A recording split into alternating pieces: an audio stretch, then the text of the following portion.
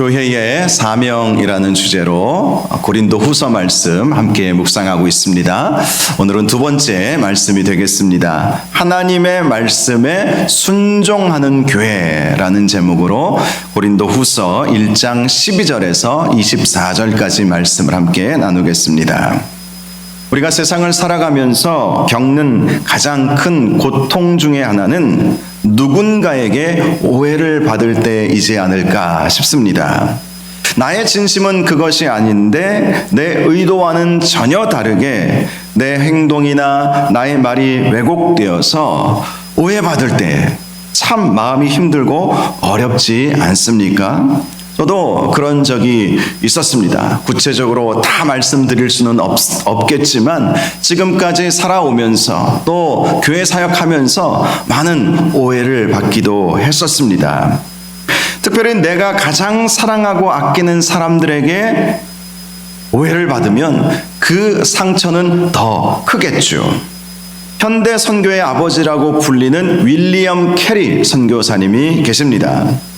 그분을 보면 인도의 영혼들을 구원하겠다는 일념으로 영국에서의 삶을 청산하고 인도로, 당시 미지의 세계였던, 물론 인도는 영국의 식민지였기 때문에 들어가기가 비교적 수월했을 수도 있겠지만 아무리 식민지라 할지라도 복음을 들고 선교사가 인도에 나간다는 것은 당대의 쉬운 일은 아니었습니다.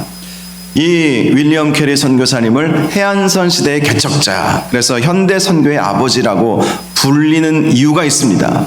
당시에 개혁교회들, 이 천주교회를 우리가 대항해서 그 종교개혁을 일으킨 이 프로테스탄트 교회들이 세워지지 않았습니까?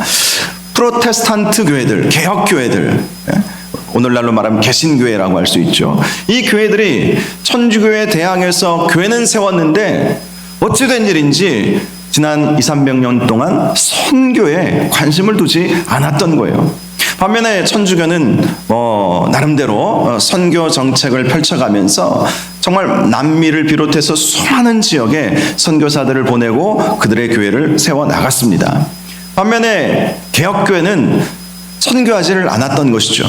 그런 상황 속에서 윌리엄 캐리 선교사님이 영국교회에 파송을 받아서 인도에 들어가서 선교 사역을 시작하게 된 것입니다. 그래서 윌리엄 캐리 선교사님을 현대 선교의 아버지다, 우리 개신교회의 입장에서는 선교의 문을 연 선교사라고 할 수 있죠.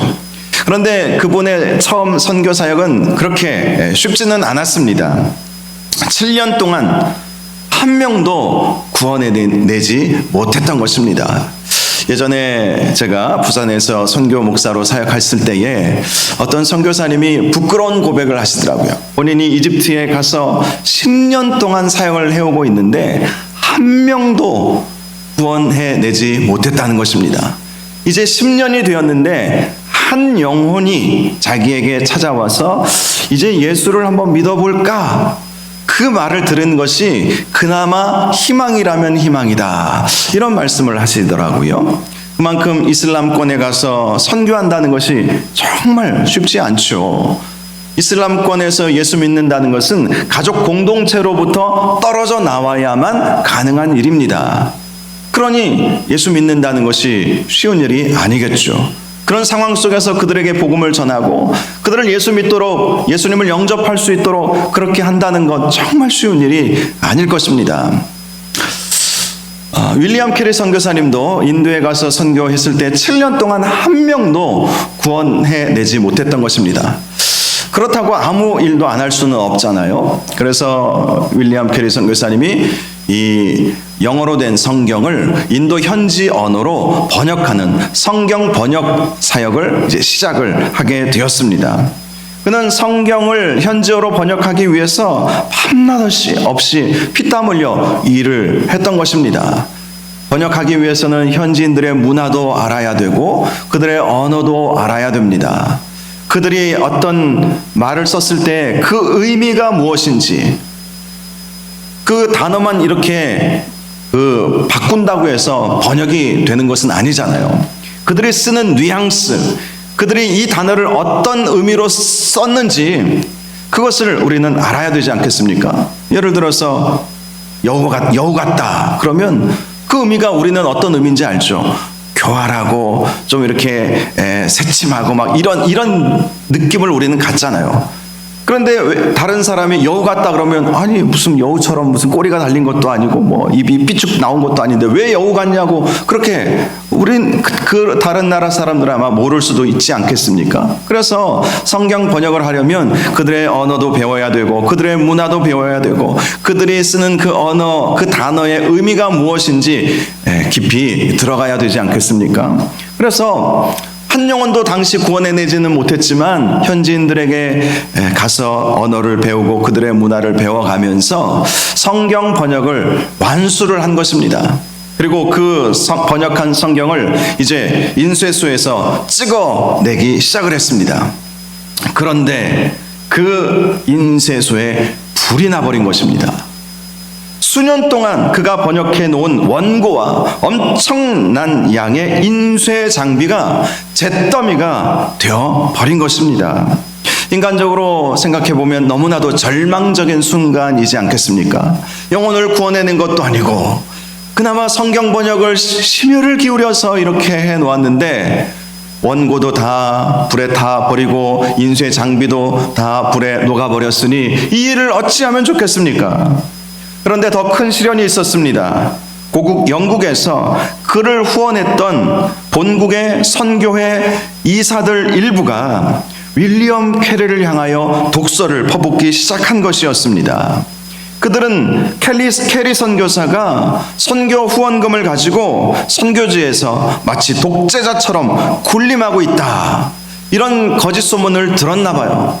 그런 소문이 들렸다면 직접 와서 확인을 해보면 되지 않겠습니까? 확인도 안 해보고 윌리엄 캐리 선교사들에 대한 그런 거짓 정보들을 통해서 윌리엄 캐리 선교사를 비난하고 오해해 버린 것이죠. 윌리엄 캐리 선교사님의 마음은 그때 더 무너져 내리는 것 같았습니다. 자신이 평생을 바쳐서 헌신한 사역의 열매가 불에 타버린 것도 모자라서 가장 든든한 지원군이 되어 주어야 할 본국의 동역자들에게 비난을 받게 되었으니 그의 심정이 어떠했겠습니까? 하지만 윌리엄 캐리 선교사는 자신을 향한 억울한 비난 앞에서도 분노로 맞서지 않았습니다. 변명하는데 에너지를 쏟지 않았던 것입니다. 그는 일기장에 그때의 일을 이렇게 기록해 놓았습니다. 사람들이 나를 오해하고 비난할지라도 나의 양심은 하나님 앞에서 거리낌이 없다. 하나님께서 나의 진심과 동기를 아시니 나는 사람의 법정이 아닌 하나님의 법정 앞에서 나의 길을 묵묵히 걸어갈 뿐이다. 사실 예수님도 비난이라면 둘째가라면 서러울 정도로 비난을 많이 받으셨습니다. 그 비난 때문에 예수님은 십자가에 달려 죽으시기까지 하지 않으셨습니까? 우리가 주님의 일을 할 때에 이러한 정도의 비난, 예수님처럼 비난받는 사람 거의 없을 거예요. 윌리엄 캐리처럼 모르겠습니다. 그런 분들이 종종 있으실지 모르겠지만 이렇게 매도당하고 이렇게 오해받는 경우는 사실 많지는 않지 않겠습니까? 윌리엄 캐리 선교사님이나 예수님이나 비난 앞에서 그들의 비난을 뒤로하고 묵묵히 자기 길을 걸어갔던 것, 그것이 우리에게도 필요한 마음인 줄로 믿으시기를 바랍니다. 사도 바울도 오늘 본문을 보면 자신에게 쏟아졌던 그 비난 때문에 참 마음은 어려웠겠다라는 생각을 하게 됩니다. 사도 바울은 고린도 교회를 눈물로 섬겼습니다. 눈물로 개척했습니다. 목숨을 다해 사랑했습니다. 고린도 교회는 사도 바울이 1년 6개월 동안 사역했던 교회였습니다. 그런데 들리는 소문에 의하면 사도 바울에 대한 비난의 소리들이 들리게 되었던 것이죠. 그것은 거짓 선지자들, 거짓 교사들에 의한 오해와 비난이었습니다. 특별히 오늘 본문을 보니까 사도 바울이 받았던 비난은 약속을 손바닥 뒤집듯 바꾸는 경솔한 사람이다, 그러니 우리가 그를 어떻게 믿을 수 있겠느냐, 이런 비난이 그를 힘들게 했음을 오늘 본문을 통해서 발견을 할 수가 있습니다. 그는 육체의 지혜를 따라 행하는 자다, 결코 영적인 사람이 아니다, 그런 비난의 화살이 그에게 쏟아지게 되었던 것입니다. 오늘 본문을 통해서 바울이 이 억울한 오해 앞에서 어떻게 대처했는지를 함께 살펴보고자 합니다. 지난주 우리는 고린도후서 1장 전반부를 묵상하면서 고난 중에 찾아오시는 위로의 하나님에 대해 말씀을 나누었습니다. 위로의 하나님. 사도 바울에게 있어서도 오해 앞에서 위로의 하나님이 계셨기에 그는 그 오해를 이길 수 있었죠. 우리는 오해받을 수 있습니다. 그러나 하나님은 우리를 오해하지 아니하십니다. 우리는 비난받을 수 있습니다. 그러나 하나님은 우리를 비난하지 아니하십니다. 적어도 우리 하나님은 우리를 아시기에 내 마음 중심이 하나님을 향해 있다면 세상 사람들은 오해하고 비난할 수 있을지언정 하나님은 오해하거나 비난하지 아니하시고 오히려 위로하여 주시는 하나님이신 것이죠. 사도 바울은 살 소망이 끊어질 것 같은 극심한 환난 속에서도 이 위로의 하나님을 붙잡았던 것입니다. 죽은 자를 다시 살리시는 하나님, 그 하나님을 붙잡았던 것입니다. 고린도후서는 고린도전서와는 달리 사도 바울의 개인적인 감정, 그의 눈물, 그리고 성도들을 향한 절절한 위로가 담겨져 있는 말씀인 것입니다. 오늘 본문 12절을 보면 사도 바울은 고린도 교회 성도들과의 관계 속에 얽혀있는 오해를 풀기 시작하고 있다는 것을 발견할 수가 있습니다. 우리가 세상에서 특별히 너희에 대하여 하나님의 거룩함과 진실함으로 행하되 육체의 지혜로 하지 아니하고 하나님의 은혜로 행함은 우리 양심이 증언하는 바니 이것이 우리의 자랑이라. 양심을 걸고 나는 육체의 지혜로 행하지 아니하였다. 그것은 내 양심을 걸고 너희들에게 말할 수 있는 것이며 그것은 유일한 나의 자랑이다 라고 말씀을 한 것입니다.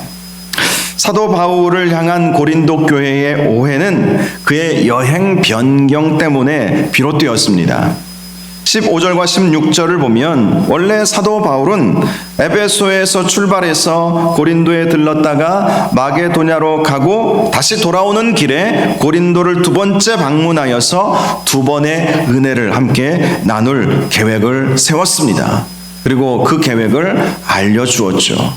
내가 너희들에게 꼭 가기를 원한다. 마게도냐로 갔다가 너희들에게 들리고 또 다시 돌아오는 길에 또 너희에게 들러서 너희들과 함께 은혜를 나누고 싶다. 그런 여행 계획을 그들에게 알려주었습니다.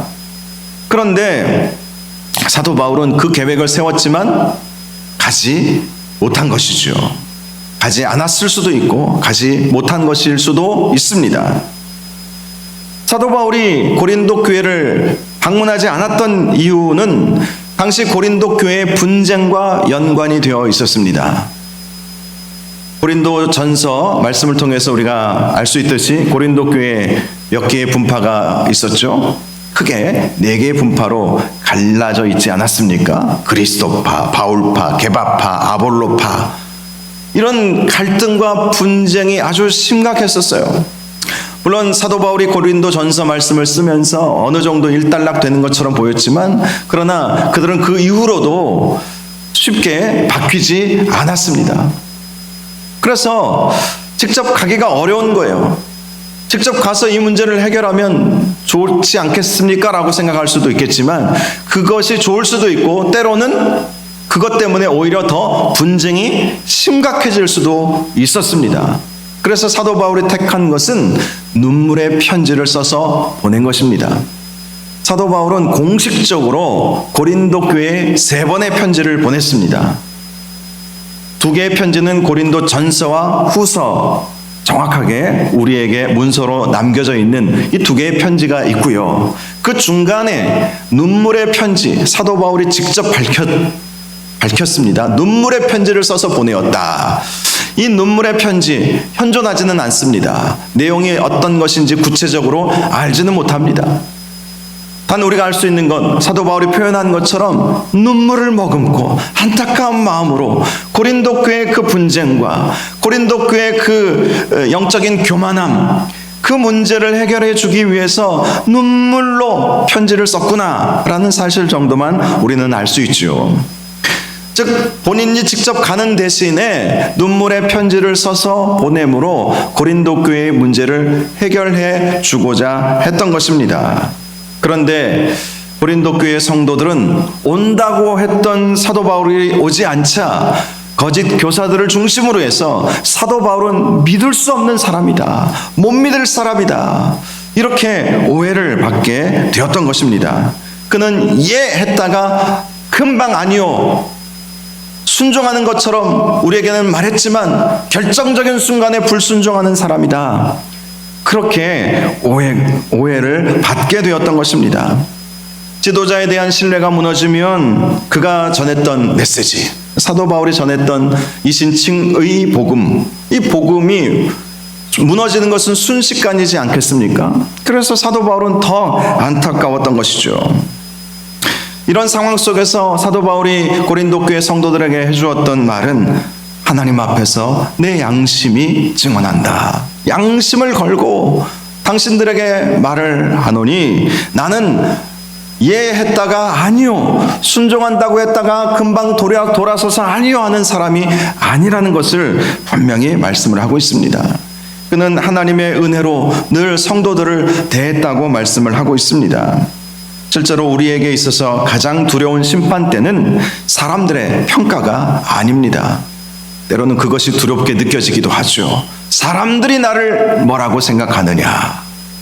우리가 지난 새벽에도 빌립보 가이사랴에서 예수님이 제자들에게 이런 질문을 하지 않으셨습니까? 그것을 살펴보았는데 사람들이 나를 뭐라고 하느냐. 그러자 더러는 세례 요한, 더러는 엘리야, 더러는 선지자 중에 하나다, 이런 얘기를 제자들이 해 주었죠.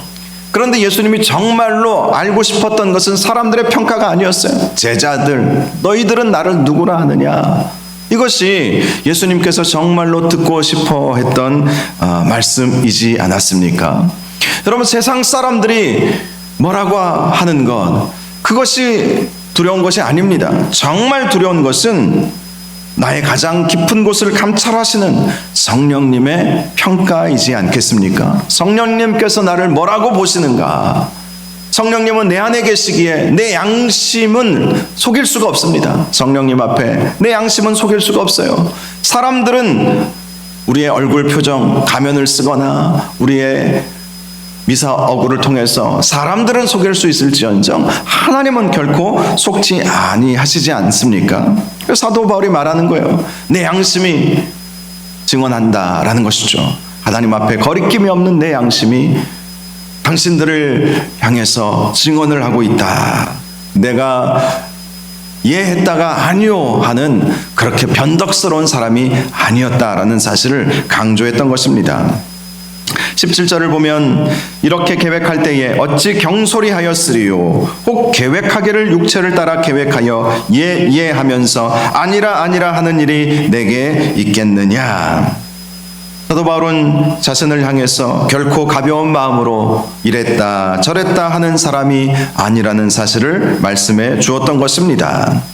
그동안 사도 바울은 어떤 일을 할 때에 육체의 계획을 따라 하지 않았습니다. 사도 바울이 2차 선교 여행을 할 때 우리가 그 사실을 분명히 보았죠. 2차 선교 여행의 계획이 무엇이었습니까? 1차 선교 여행 때 세운 교회들을 방문하고 아시아로 내려가서 복음을 전하는 것이 그의 계획이었어요. 그런데 사도행전 기록을 보면 성령께서 가지 못하게 하셨다라고 분명히 말씀합니다. 그래서 그의 계획은 철저한 계획을 세웠지만 성령님께서 가라고 할 때만 가고 가지 말라고 하면 안 가는 계획을 세운 것이죠. 그것이 그가 세웠던 사역의 원칙이었던 것입니다. 함부로 그는 계획을 세우지도 않았고 경솔한 마음으로 어떤 일을 하지도 않았다라는 사실을 말씀하고 있습니다. 18절에서 20절까지 말씀을 보면 하나님은 미쁘시다 이런 말씀을 하고 있습니다. 미쁘시다라는 이 말씀은 신실하시다, 약속에 신실하시다라는 의미인 것입니다. 사도 바울은 늘 하나님 닮아가기를 원했죠. 약속에 신실하신 하나님, 약속에 신실하신 그 하나님의 그 약속을 이루신 예수 그리스도를 닮아가기를 원했다라는 것을 말씀하고 있습니다. 사도 바울이 전파한 예수 그리스도, 그분은 오직 예만 있으셨다라는 것을 말씀하고 있습니다. 하나님께서 예수 그리스도에게 명령하신 것이죠. 우리가 창조한 나의 백성들을 위해서 네가 십자가에 달려 대신 죽어줄 수 있겠니? 그때 주님께서 예 하고 순종하셨기에 우리가 구원받을 수 있게 된 것이지 않습니까? 하나님에게도 늘 예만 있었고 또 예수 그리스도도 예가 있으셨기에 우리가 구원받을 수 있었다는 것입니다.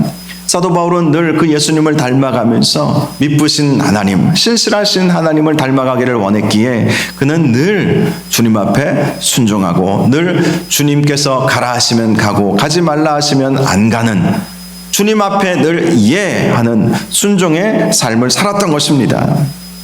20절 하반절을 보면 그런즉 그로 말미암아 우리가 아멘하여 하나님께 영광을 돌리게 되느니라.